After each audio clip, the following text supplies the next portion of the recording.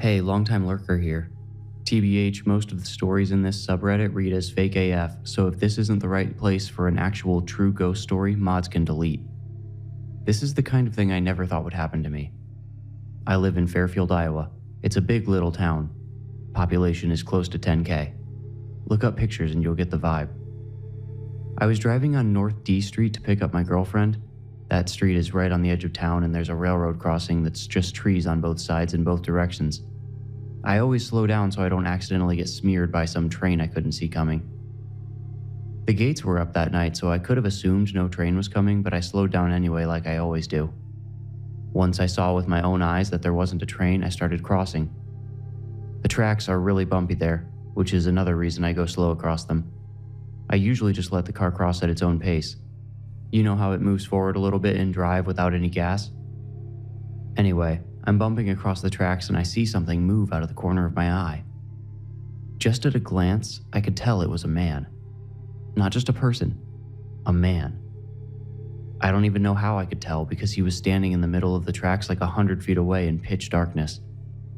I could just kind of see his outline walking toward me. He was seriously darker than the night. I'd say he looked like a shadow, but he was darker than a shadow. There was moonlight reflecting off of everything except for him. Because I'm an idiot, I hit the brakes and rolled my window down to see clearer and to listen. He kept walking toward me, but I realized I couldn't hear his footsteps. There was no sound at all, except for my engine idling. I was about to turn my engine off to listen, but I thought about every horror movie where somebody's car won't start and they end up getting slashed because of it. I still wasn't thinking ghost at this point. I decided just to let the guy be and drove off the tracks. A second later, the gates started dinging and flashing and the bars went down. I pulled over and waited for the train to pass, thinking, man, I hope that guy got out of the way. I thought I might have just seen somebody's last moments on Earth. I jumped out of my car when the train was gone and started running to the tracks, but I only took a few steps before I saw him again. That pitch black figure walked into my view like nothing happened. I stopped running and he looked up at me. I could see the whites of his eyes, so I knew he looked directly at me. I ran back to my car and drove as fast as possible to my girlfriend's house. She told me I should post this here. Anybody else in the Fairfield area? I'm curious if anyone else has seen the railroad phantom by the D Street crossing. Comment from u/Iowa is haunted 29. Dude, I live in Fairfield too. We probably know each other, lol. Won't make you dox yourself here though. Anyway, I had a super similar experience at the North B Street crossing. I was driving and my boyfriend was in the passenger seat. The sun was super low in the sky and was blinding me through my window. I had to squint to see it all. All of a sudden, my boyfriend screamed, "Hey, watch out," and I slammed on the brakes because I legit could not see what he was screaming about at all. We stopped like 2 feet away from the tracks. I asked my boyfriend what he thought we were going to hit, and he said, "I swore there was a guy standing in the middle of the tracks right there." He pointed to the spot right in front of us. Then we both went quiet. We both noticed it at the same time. A bunch of cottonwood pollen had clustered in the shape of a head and shoulders. That's when I realized the road behind the man shape looked shimmery, kind of like when the road's really hot and looks liquid in the distance. My boyfriend told me to drive. I think he thought he was just seeing things. I said hell no and backed up. We went over to the North 2nd Street underpass instead. Just thought I'd share because maybe there really is a Fairfield Railroad phantom. All these little towns have ghosts if you look hard enough.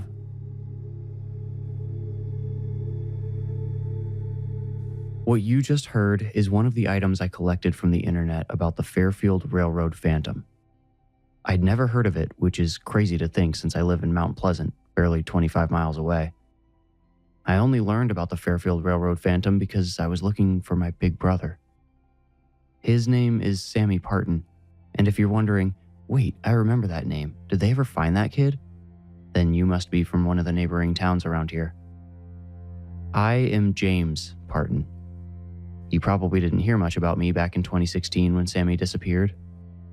I was only 13. You want to know something crazy? Sammy and I have the same birthday.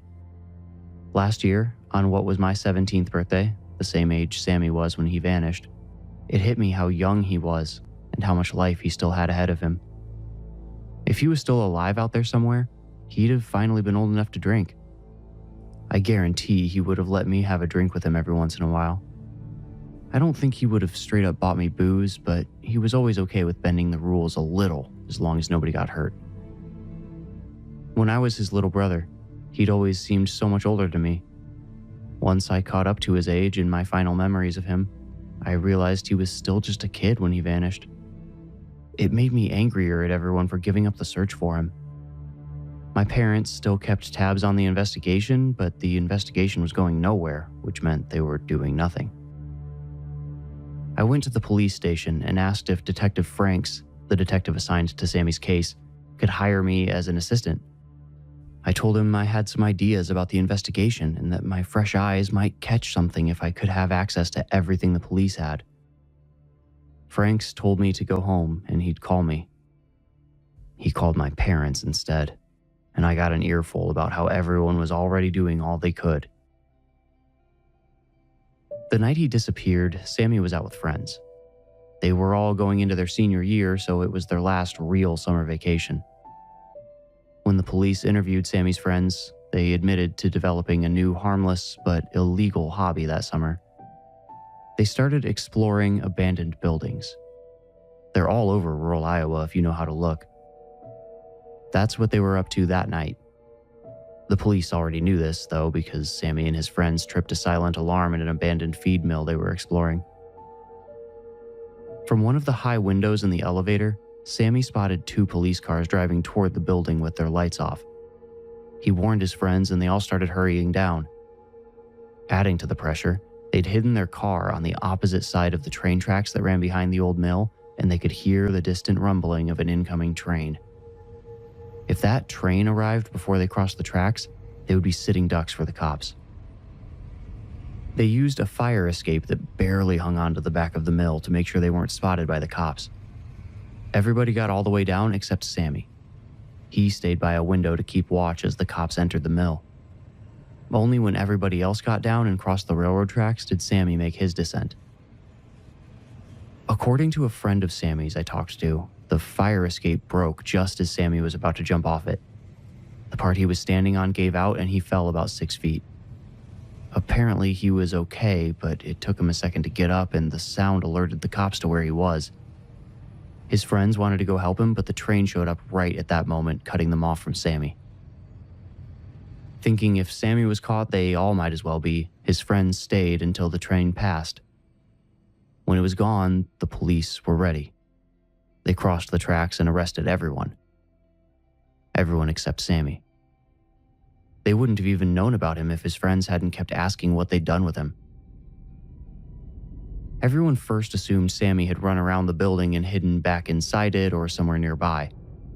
The police got so frustrated they offered to release them all with warnings if they could get Sammy to come out of hiding, but no one could get a hold of him. Then they found his phone near the tracks, and the picture of what happened grew a little clearer. The westbound train had been moving slowly enough that a spry teenager could have grabbed on to one of the cars.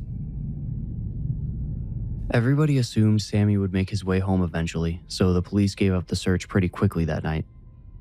Sammy wasn't declared a missing person for another 48 hours.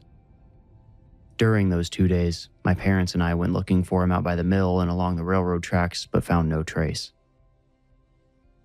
Sammy's disappearance became big news in our small community for a couple of weeks, but besides a few close friends, nobody really did anything to help with the search.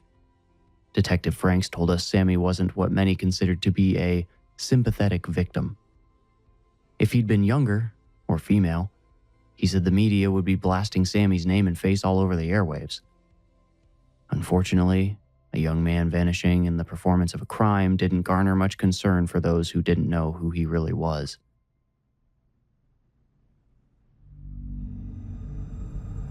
The Fairfield Ledger. Headline: Close call with train prompts police to urge caution. June 8th, 2016. Police were called to the North 2nd Street Railroad Bridge after 9 p.m. last night by a train operator who claimed a man was standing on the tracks over the bridge. The operator claimed the man did not appear to move out of the way. He believed he struck the man and stopped his train as quickly as possible. Police responded in under 3 minutes but found no evidence of a collision with a pedestrian. No pedestrians were found in the immediate area. Fairfield Police Chief Steve Jordan says, "This is not an isolated incident. We've taken reports from multiple people concerned about somebody walking on the railroad tracks in the past few days." The police would like to remind Fairfield residents that with the exception of crossing at marked crossings, walking on railroad tracks is trespassing. Anyone caught doing so could be charged with a misdemeanor. Due to the immediate risk of harm, anyone who witnesses someone trespassing on the railroad tracks is encouraged to call 911 and report it immediately. Police urge you not to approach the tracks yourself. A few weeks ago, I started my own investigation by plotting all the towns along the tracks west of the old mill. Fairfield was one of those towns. As I did with all the towns, I looked up whether any unidentified remains had been found in or around Fairfield, and that's how I indirectly discovered the stuff about the Fairfield Railroad Phantom. I had no reason to believe the Phantom had any connection to my brother, but it was the closest thing I'd found to a lead. If nothing else, it was an exciting distraction. Not everyone who saw the Phantom saw him at night. Those who spotted him in the day could barely make him out.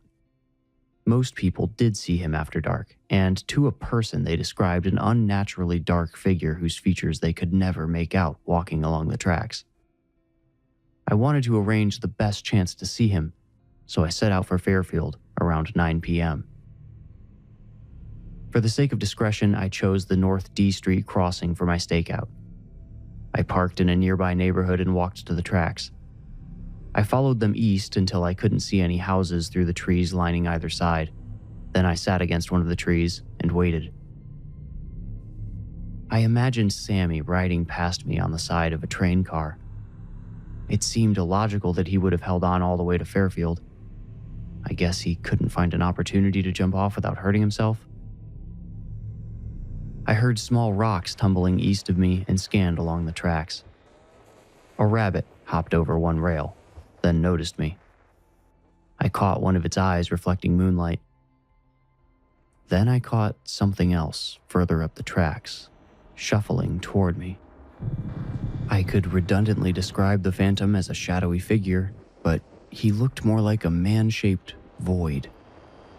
The moonlight died against his silhouette. I slid behind the tree, suddenly out of breath. I heard rocks again, but they were just debris from the rabbit bounding back to where it came from. The Phantom moved with complete silence. I spared a peek at him, unsure if he could see me. If he could, he gave no indication. A much brighter light suddenly banished the Phantom.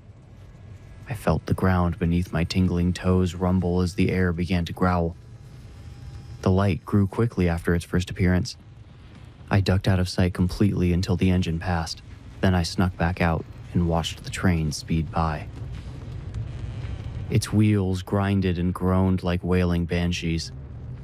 I couldn't imagine holding on for dear life with that pummeling force beneath me. I contemplated what I would do if I started losing my grip. I glanced at every ladder that flashed by.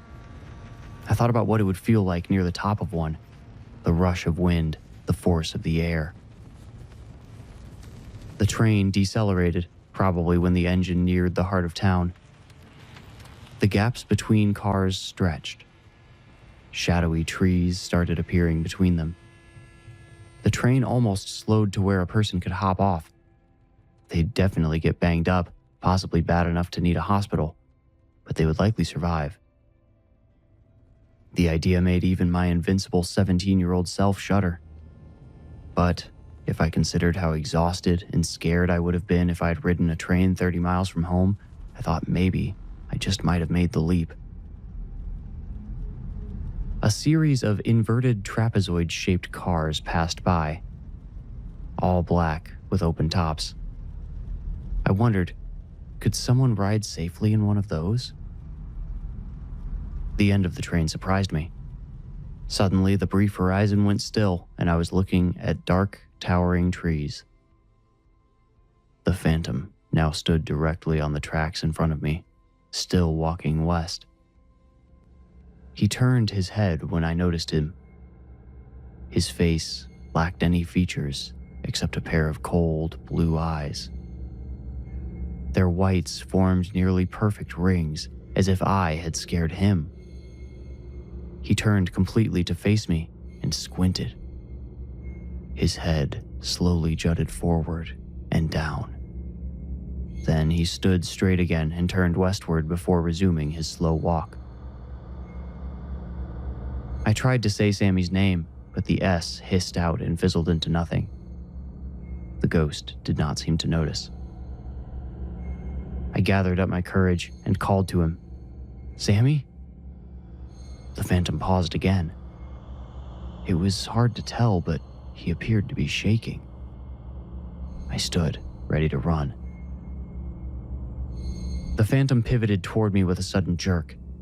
His eyes rolled upward until they were almost completely white. His head snapped back, and black smoke poured from his mouth as he screamed words that failed to break through the astral barrier between us. The Phantom exploded in a cloud of black dust that lingered in the air before eventually scattering over the tracks. All went still. All went silent.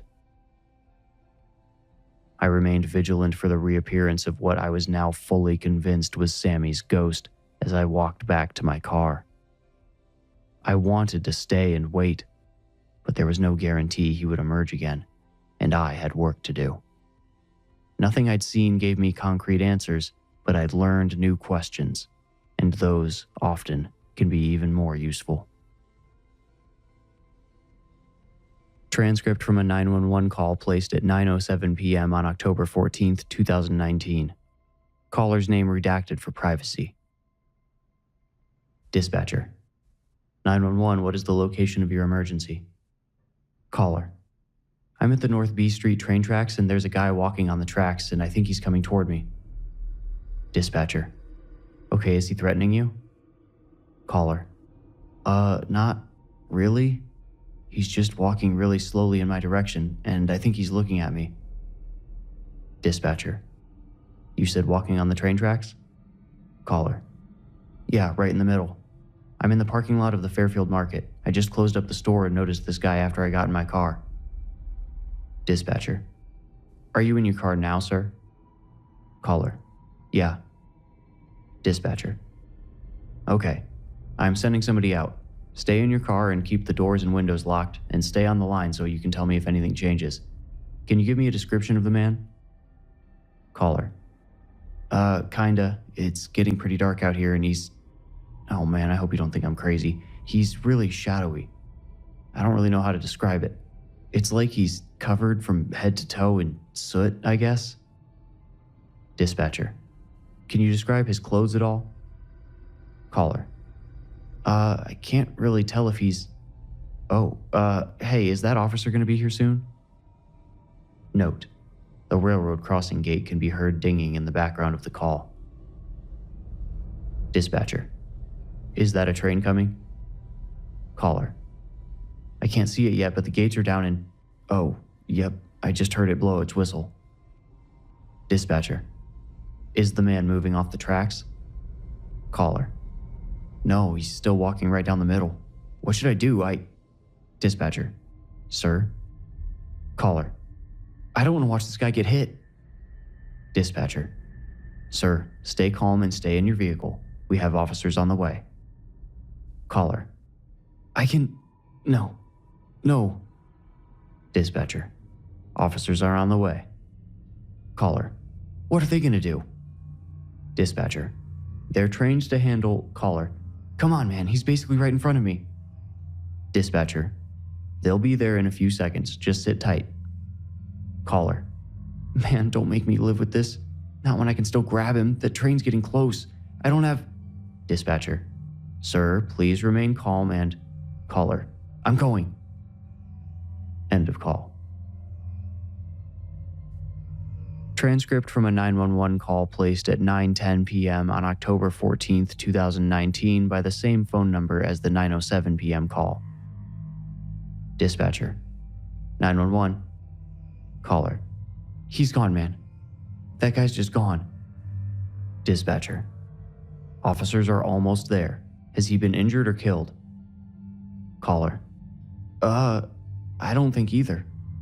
He straight up disappeared, man. Like, gone. Dispatcher. So you don't have sight of him now? Caller. No, I couldn't beat the train and I was a few feet away when it got to the guy, and I don't know why I watched and didn't look away, but right when he got hit, he just disappeared. Dispatcher.